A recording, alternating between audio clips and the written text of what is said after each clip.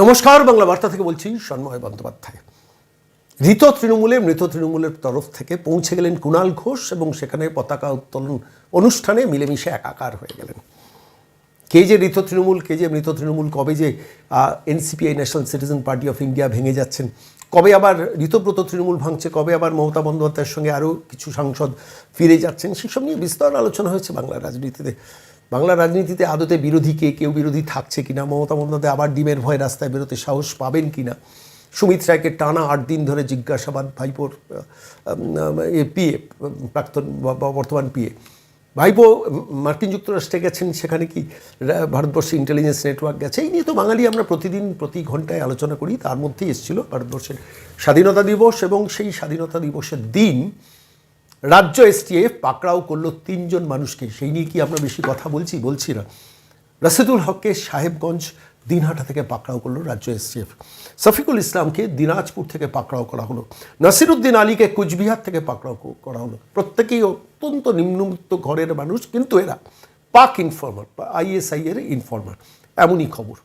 গত 15 দিন ধরে এই বাংলার বাঙালি এই পশ্চিমবঙ্গে এবং পশ্চিমবঙ্গের বাইরে ব্যাঙ্গালোরে কী কাণ্ড ঘটছে সেই নিয়ে বাংলার মিডিয়া যথাযথ রোল প্লে করছেন। তারা কি দেখছেন, তারা কি জানেন, তারা কি চর্চা করছেন, পেছনের প্লটটা কি, পেছনের কাহিনীটা কি। আজকে একটু কিছু কাহিনী আপনাদের বলবো। ব্রিগেডিয়ার দেবাশিস দাসের সঙ্গে কথা বলছিলাম, হঠাৎ কী হলো যে পশ্চিমবঙ্গের মাটিতে দাঁড়িয়ে এমনভাবে জঙ্গি নেটওয়ার্ক একটার পর একটা প্রকাশ্যে আসতে শুরু করেছে।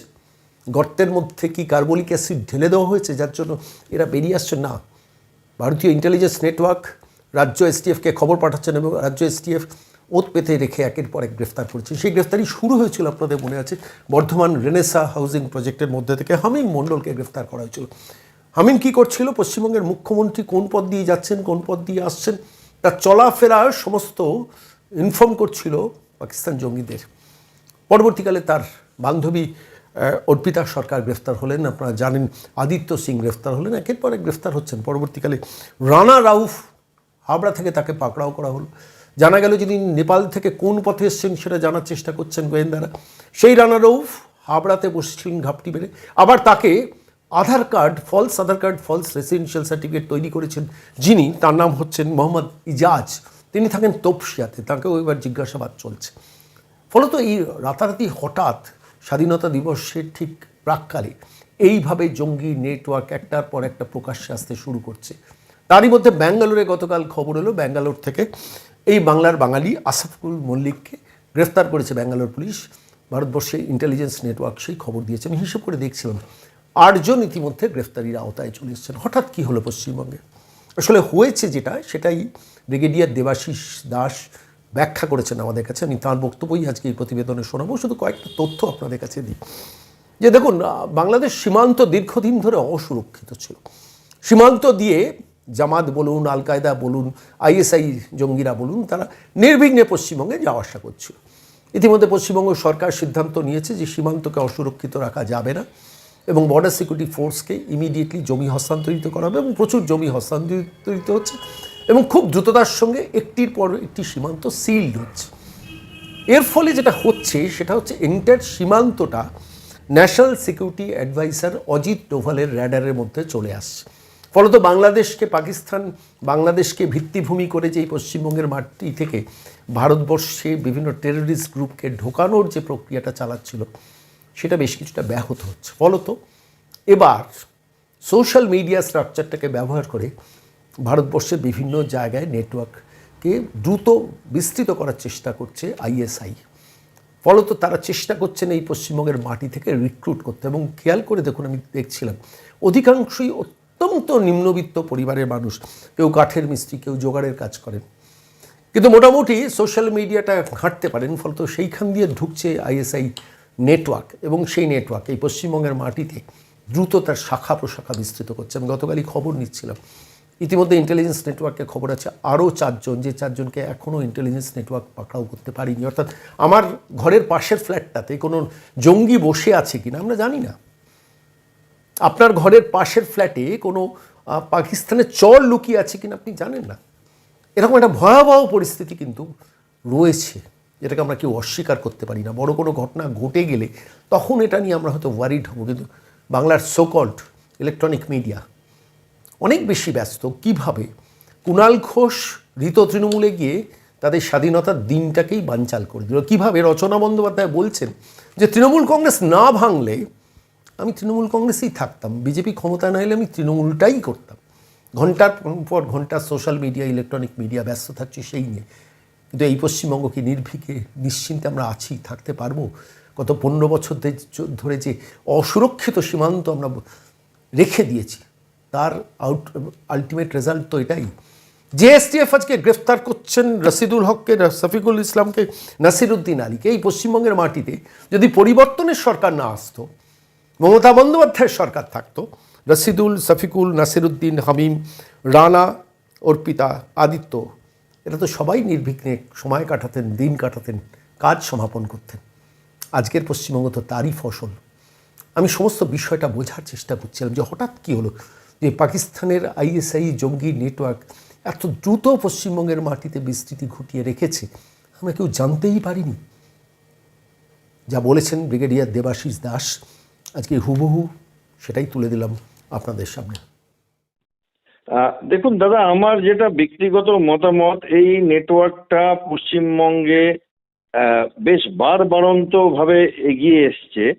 তার অনেকগুলো কারণ আছে। তার মধ্যে একটা কারণ পাকিস্তান এখন বাংলাদেশের সাথে ইউনিট সরকার আমলে ধরম মহরম করে, এবং তারপরে এখন যে বর্তমান সরকার তাদের সাথেও ধরম মহরম করে অনেক রকম ভাবে পাকিস্তানকে, বাংলাদেশকে পাকিস্তানের মতো হিসাবে ভারতের বিরুদ্ধে ব্যবহার করছে। আরেকটা হচ্ছে যে আমাদের একটা রাজনৈতিক পরিবর্তন হওয়ার পরে বাংলাদেশের বর্ডার সিল করে দেওয়ার জন্য একটা আমরা তৎপরতা দেখেছি, এবং শিলিগুড়ি করিডোরের ব্যাপারে একটা তৎপরতা দেখেছি, এবং আসামেও আমরা দেখেছি, এবং পুরো বর্ডারটা মোটামুটি ন্যাশনাল সিকিউরিটি অ্যাডভাইজারের আন্ডার কন্ট্রোল চলে এসছে, যেটা আগে আমি বলতে পারি যে অতটা ছিল না, অবভিয়াসলি রাজনৈতিক কারণে। এবার সেখান থেকে হচ্ছে আপনার প্রশ্নেতে আসি, যেটা আপনি বললেন। আপনি যদি দেখেন কয়েক দিনের ব্যবধানে আমাদের এখানে আজকে যেমন 3 জন ধরা পড়েছে, একজন উত্তর দিনাজপুর থেকে, একজন কোচবিহার থেকে, অন্যজনও কোচবিহার থেকে। এবং ব্যাঙ্গালোরে আপনি যেটা বললেন ওনার বাড়ি নর্থ 24 পরগনায়, এবং বাদুরিয়াতে বাড়ি আসাদুফুল মল্লিক। উনি একটা সিকিউরিটি গার্ডের কাজ করছিলেন, এবং পাকিস্তানের কন্ট্যাক্ট ছিল ওনার সাথে, এবং শোনা যাচ্ছে উনি স্পাইং করছিলেন এবং আফগানিস্তানে যাওয়ার জন্য ভিসা অ্যাপ্লাই করেছিলেন, পাসপোর্ট অলরেডি ওনার কাছে ছিল। এবার আছে অন্য 3 জন যারা একজন উত্তর দিনাজপুর, ইনি করছিলেন যে কাউন্টারফেইট কারেন্সি, যেটা আমরা বলি জাল নোট। নাসিরুদ্দিন কুচবিহার, ইনি করছিলেন গরু পাচার, এবং ইনি সিম কার্ডের ব্যবসাও করছিলেন, বাংলাদেশকে আর পাকিস্তানকে সিম কার্ড পাঠাতেন। আর রশিদুল হক বলে একজন কুচবিহারের, ইনি আবার জাল নোট। এর আগে আমরা দেখেছি রানা রফ, অর্পিতা, হামিদের আমাদের মুখ্যমন্ত্রীরও নজরে রাখছিল, এবং হাওড়ার একজন এমএলএ সন্তানকে কিডন্যাপ করবার চক্র একটা চলছিল। আমি এটাও জানতে পারছি যে এই আজকে যে 3 জন ধরা পড়েছেন, 4 জন এখনো ধরা পড়েননি। এইবার এদের সবার সাথে, এবং আকবর বা ওরফে সম্রাট বলে একজন পাক হ্যান্ডলার, যিনি মানে আইএসআই এর হ্যান্ডলার, ওনার সাথে এদের সবার যোগ ছিল। এদের ফোন ঘেটে ঘেটে এগুলো বার হচ্ছে, ইন্টারোগেশন থেকে বার হচ্ছে। এবার দাদা, এইটা কিন্তু আমরা একটা মানে হিমবাহের চূড়া দেখছি আমাদের দেশে, এবং বিশেষ করে আমাদের রাজ্যে। বহু আরো পেলে আমি সারপ্রাইজড হব না, কারণ কোথাও একখানা তাদের মানে যে ডকুমেন্টস গুলো, যে আইডেন্টিফিকেশন ডকুমেন্ট বানিয়ে দেওয়া, পাসপোর্ট বানিয়ে দেওয়াটা সহজলভ্য ছিল। এটা আমরা দেখেছি যে একজন ওই বারাসতের দিকে বা কোথাও বলছেন যে কারো যদি সমস্যা হয় তো ওই লিডার করুন, যদি বাংলাদেশ থেকে যারা এসছেন। একজনকে বলেছি একদম সর্বোচ্চ স্তরে বলতে, আমাদের কাছে 2টো রুটি থাকলে আমরা ভাগ করে খাবো, মানে অন্য দেশের মানুষদের সাথে ভাগ করে খাবো। তো এই কনসেপ্টগুলোর জন্য এখানে অনেকটা আমার মনে হয় মানে তারা জমি পেয়েছিল, এবং এখন একটু একটু করে ধরা পড়ছে। বাট সেই ধরপাকড়টা এতটা না যে আপনি ভাববেন যে সবাই ধরা পড়ে গেল। আমার মনে হয় জাল অনেক বড় বিস্তার। এবং কি হয় দাদা, যখন এই যেমন ধরুন আজকে ধরা পড়লো শফিকুল, এবার ওর ডান দিকের বাঁ দিকের উপরের আর নিচের 4 জন মোবাইল অফ করে দেবে, তার বাইরেও কাউকে চেনেও না। তাহলে কি হবে, এটাকে হানিকম মেথড বলে, যে আপনি আপনার উপরের সেল, নিচের সেল, বাঁ দিক, পাশের, এই বেশি কাউকে চিনবেন না। ফলে আসল মাথা ধরা পড়বে না, যেটা আইএসআই থেকে কন্ট্রোল করছে। আমরা কখনো দেখছি কিডন্যাপিং, কখনো দেখছি পাচার, কখনো দেখছি জাল নোট, কখনো দেখছি গরু পাচার, নারী পাচার, কিন্তু আসল সিম কার্ড, কিন্তু আসল ব্যাপারটা হচ্ছে এইটা পুরোটা একটা বড় জালে আলটিমেটলি ছবিটা তৈরি হচ্ছে পাকিস্তানে। এবং আগে যেটা হতো দাদা, একটা হতো সোজাসুজি যুদ্ধ আর একটা ছায়া যুদ্ধ। সোজাসুজি যুদ্ধে আমরা ট্যাঙ্ক, কামান, যুদ্ধ বিমান নিয়ে শত্রু দেশে এগাতাম বা শত্রু দেশকে প্রতিহত করতাম। এবং ছায়া যুদ্ধে যেটা পাকিস্তান আমাদের সাথে করছিল, যে টেররিস্ট বানিয়ে তাদের দেশ থেকে, আফগানিস্তান থেকে জোগাড় করে এদিকে পাঠাচ্ছিল। এখন সোজাসুজি যুদ্ধটাও পাল্টে গেছে। সোজাসুজি যুদ্ধ কি হয়ে গেছে, ড্রোন আর মিসাইলের খেলা হয়ে গেছে। এখন আপনারা দেখলেন ইরানের সাথে আমেরিকাতে, তার আগে আমরা অপশিন্দুরেও দেখেছি।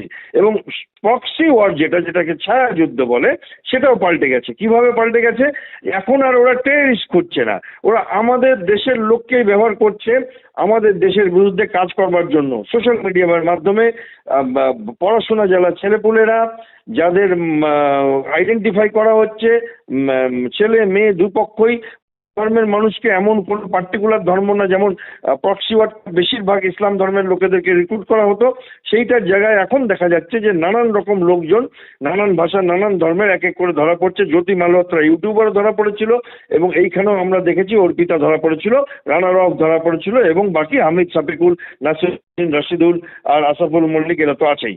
তো এইখানে ব্যাপারটা আরো কমপ্লিকেটেড হয়ে যাচ্ছে এবং সিকিউরিটি ফোর্সের জন্য খুব বড় চ্যালেঞ্জ হয়ে যাচ্ছে। কারণ এরা ব্যবহার যে সমস্ত ডিজিটাল মাধ্যম, সেই মাধ্যমগুলোর সম্বন্ধে আইডিয়া অতটা সবার নেই। কিছু কিছু লোকের আছে, তারা খুব কম, তারা দেশের নানান জায়গায় আইবিতে, বাকিরা একটু একটু করে শিখছে, জানতে পারছে কত লেয়ার সিকিউরিটি করে এরা একে নিজেদের মধ্যে খবর পাচার করে। যেমন হালে আমি আপনাকে একটা এক্সাম্পল দিচ্ছি দাদা, দিল্লিতে একটা যন্তর মন্তরে একটা ঘটনা ঘটে, বহু লোক একসাথে হয়, এরা কেউ মোবাইল ফোনের কোনো অ্যাপ ব্যবহারই করেনি। এরা যে অ্যাপগুলো ব্যবহার করেছিল তাতে কোনো সিম কার্ড লাগে না, একজন ফোনের থেকে আরেকজনকে দেওয়া যায়, সেই ফোন থেকে লো পাওয়ার ব্লুটুথে আরেকজনকে দেওয়া যায়। এইগুলোর জন্য আমাদের দেশ এখনো সম্পূর্ণভাবে প্রস্তুত না। আমি আশা রাখছি তারা তৈরি করছে, আমাদের এসটি ভালো কাজ করছে, কিন্তু সমস্যাটা যেটা আপনার প্রথম প্রশ্ন, অনেক বড় জাল, বিশেষ করে পশ্চিমবঙ্গে। একটা মানে এর এর ইম্প্যাক্টটা কতটা বড় হতে পারে, আমি সেইটা ভাবছিলাম। দাদা, এই যখন একটা রাষ্ট্র কোনো আরেকটা রাষ্ট্রের বিরুদ্ধে চালায়, তখন তার ইম্প্যাক্ট সুদূর প্রসারী হয়। যেমন ধরুন, এই যে আমাদের মুখ্যমন্ত্রীর কিডন্যাপিং, বা যদি কোনো একটা অ্যাসাসিনেশন অ্যাটেম্প্ট হতো, যেমন যন্তর মন্ত্রে একটা চেষ্টা করা ছিল সরকার বদলে দেওয়ার, এবং একটি পলিটিক্যাল পার্টির মতো একটা ডিজিটাল পলিটিক্যাল পার্টি তৈরি করে। এবং যেমন আমরা দেখছি যে নানান জায়গায় ট্রেনের ওপরে অ্যাটাক হচ্ছে, নানান জায়গায় আমরা কিছুদিন আগে একটা ডাক্তারদের চক্র দেখেছিলাম কাশ্মীরে আর দিল্লিতে, যেখানে বম ব্লাস্ট করার জন্য চেষ্টা করা হচ্ছিল, সেটা ফেটে যায়, এবং তখন একজন গুজরাট থেকে ধরা পড়া হচ্ছিল যে মন্দিরে প্রসাদকে বিষ মাখাবো। এবার এইটার ইম্প্যাক্ট ভারতবর্ষ হতে পারে, কিন্তু মানে আমাদের দুটো জিনিস আছে দাদা। একটা হচ্ছে আমাদের সিকিউরিটি ফোর্স সারা জীবন এইটা করে আসছে বলে তাদের ইন্টেলিজেন্স এবং তাদের একটা মানে ক্ষমতা আছে কিছুটা অবধি প্রতিহত করার। দ্বিতীয় হচ্ছে আমাদের ভাগ্য সবসময় সহায় দিয়েছে। যেমন এই কেসটিতে, একটি কিডন্যাপের কেসে আমরা ধরতে পারলাম যে মুখ্যমন্ত্রীর বিরুদ্ধে সে কাজ করছিল। অন্য কেসটিতে আমরা দেখতে পেলাম যে এ সিম কার্ড পাচার করছিল না, গুপ্তচর বৃত্তি করছিল। ব্যাঙ্গালোরের জায়গাটাতে দেখতে পেলাম যে সে সিকিউরিটি গার্ডের কাজ করছিল একটি অফিসে, এখন দেখা যাচ্ছে যে সে গুপ্তচর। তো ফলে এইটার বিস্তার ব্যাপক, কিন্তু এই বিস্তারটাতে সব ক্ষেত্রেই যে তারা বিরাট কিছু করে দেবে সেইটা না। ভারতবর্ষ অনেক অনেক অনেক বড় দেশ, কিন্তু চ্যালেঞ্জ তো বটেই দাদা।